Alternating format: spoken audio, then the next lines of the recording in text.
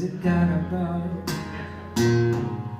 Don't like ever learn from love. Per me suonare nei locali è vitale, appassionante ed essenziale. This night to cry, got your head at night. Know somebody will see the light. But it's cold and broken. Hallelujah, hallelujah,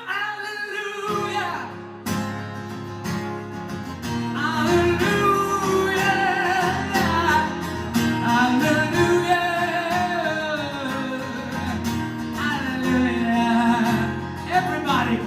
Ho cominciato a fare questa cosa nei locali, ma prima ancora nei locali, nei muretti di Stintino, dove io sono nato, e quindi c'era assolutamente un contatto proprio stretto col pubblico che si fermava a ascoltarmi. Io, nella sincerità, ero fuori da casa perché a casa non mi sopportavano e quindi dovevo suonare di fronte a casa perché comunque ero uno sbarbato, 15-16 anni, così, no? Il punto è che si fermavano le persone, ero proprio alle prime armi. Però questa cosa mi gasava un sacco e il fatto che non mi volessero sentire a casa mi ha dato quella marcia in più per avere un po' più di faccia di tolla.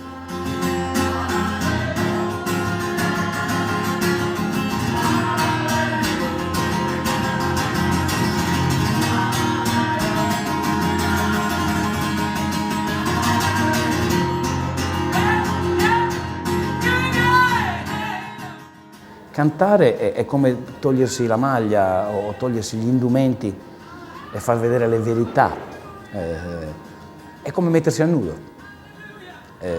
Non hai protezioni a parte la chitarra, ma sei completamente vulnerabile da un certo punto di vista e accessibile in un altro.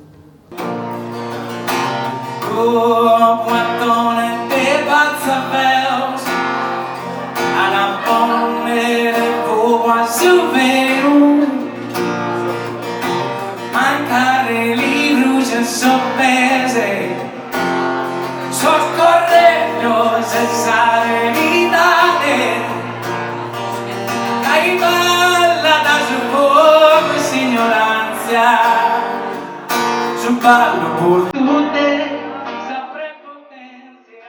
Preferisco questo tipo di approccio live piuttosto che una distanza siderale come in teatro o nelle piazze, piuttosto che nei palasport.